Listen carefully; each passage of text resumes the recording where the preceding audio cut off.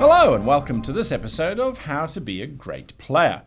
In today's episode, I'm answering a question that was left for us on the Great Game Master website. That's www.greatgamemaster.com website, where anybody can go along and log a question or a request for a particular type of video. The particular request that came through was, how do you get into role-playing from the outside? So this is really how to be a player 100000. How do you get into role-playing? And I've had a lot of people asking me, well, how do I even find a role-playing group? So if you're watching this video and you're an experienced role player, move right along. I'll see you next week. If you are somebody, though, who wants to get into role-playing, well, these are my methods of how I got into role-playing and how I get into role-playing whenever I move to a new town or state or country, for that matter. So, how do you get into role-playing?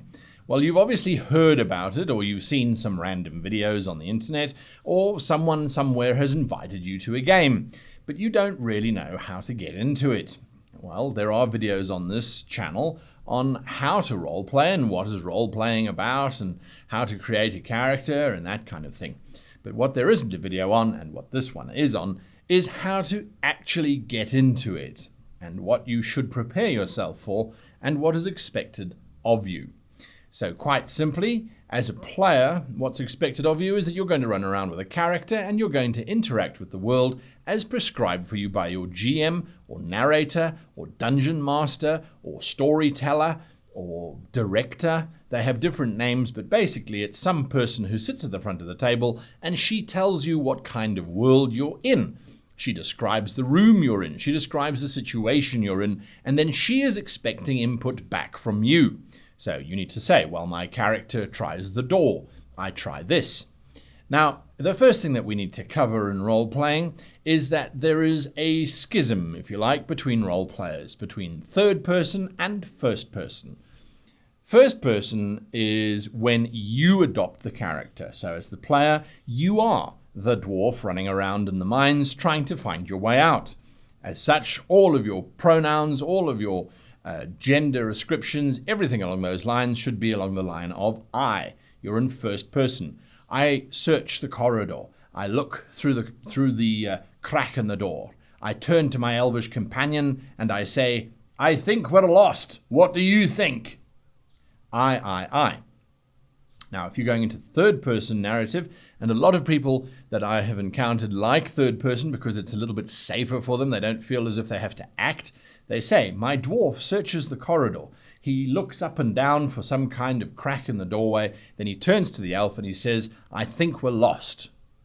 Both are equally valid. But the I is more immersive because obviously it is seen as you personally are going through that mine. The third person is more descriptive, relying on you to describe clearer what your character is doing. Oftentimes one slips between the two, but consistency is better than shifting. So if you choose the I, stick with the I. If you choose the he or she, stick with the he or she. So that's the first point that you should look at. The second point that you should look at is the dice. There are very many different games out there, and some of them use a D20, which is a multifaceted, almost spherical shaped dice, plus D10s, which is more of a diamond-shaped device, plus D4s, which looks like a little pyramid, and so on and so on. The best advice I can give you is when you're getting into role-playing, learn the different values as quickly as you can, so that when the GM, when she says, give me a D20 roll, you pick up a D20 and not a D12, or you pick up a D20 and not a D4.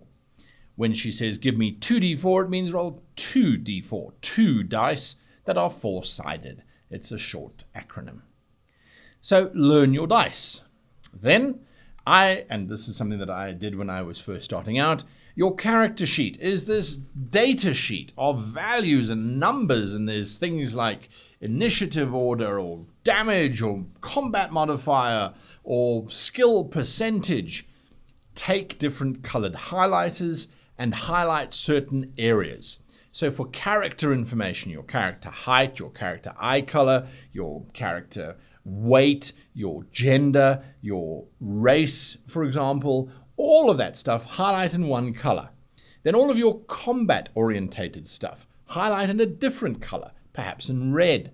Everything else, highlight in different colors so that you know when someone says, what's your initiative, you're looking for a green block or a yellow block, and then you can find it easily.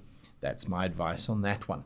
How to actually get into a role-playing game? Well, there are dozens of role-playing websites out there. If you just Google, you'll find them. There are Facebook groups out there.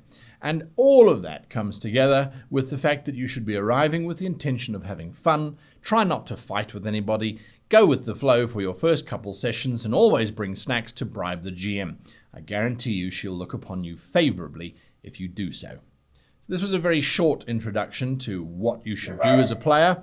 My dog seemed to agree that it should be short.